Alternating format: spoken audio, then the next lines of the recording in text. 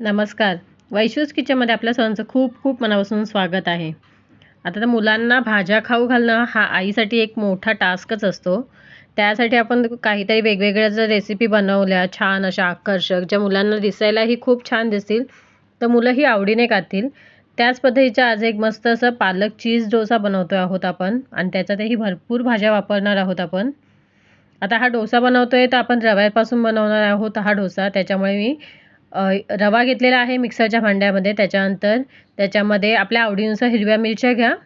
मी 3 ते 4 घेतलेल्या आहेत. त्यानंतर लसणाच्या पाकळ्या घेतल्या आहेत 4 ते 5. त्यानंतर आल्याचा तुकडा घेतलेला आहे 1 इंच.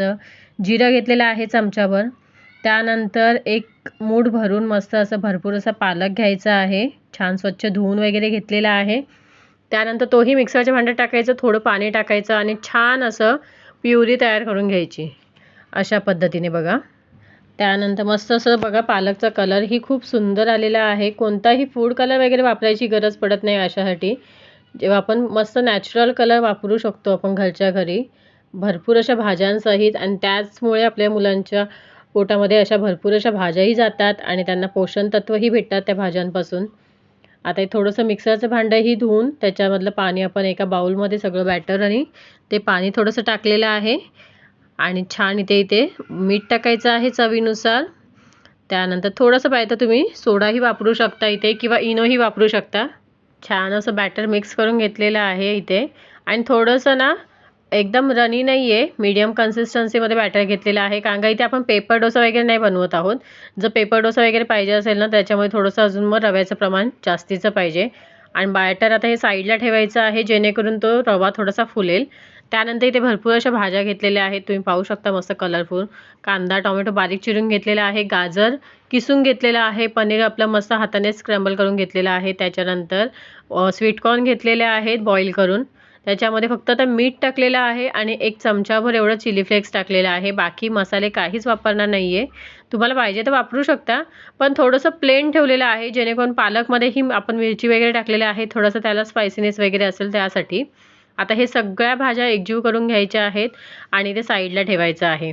आणि आता हे बॅटर आपण घेऊया. बॅटरमध्ये मी चिमूटभर सोडा टाकते आहे आणि पुन्हा एकदा एकजीव करून घ्यायचं आणि त्याचे आपण आता डोसे तयार करायला घेऊया.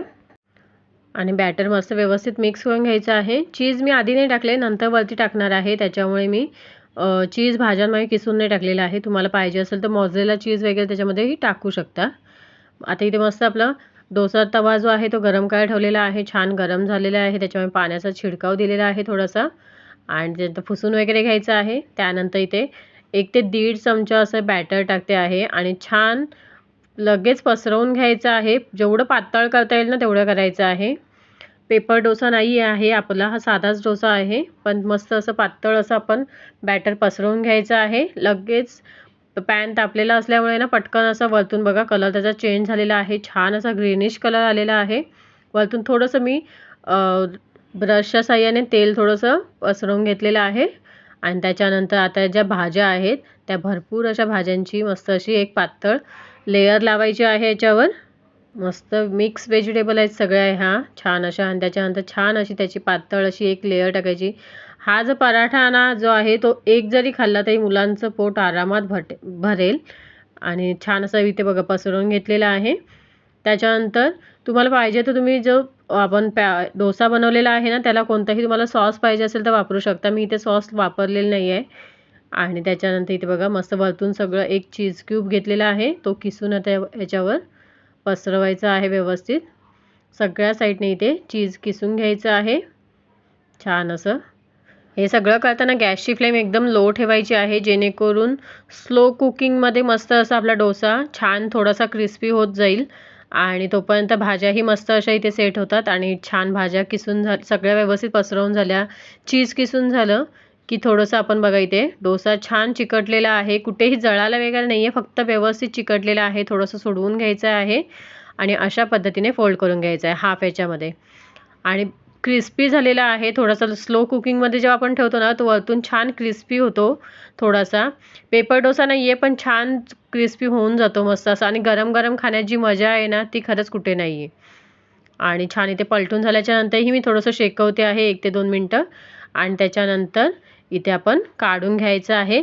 आणि अशाच पद्धतीने मी बाकीचेही डोसे आपण पालक चीज डोसा बनवून घेतो आहोत.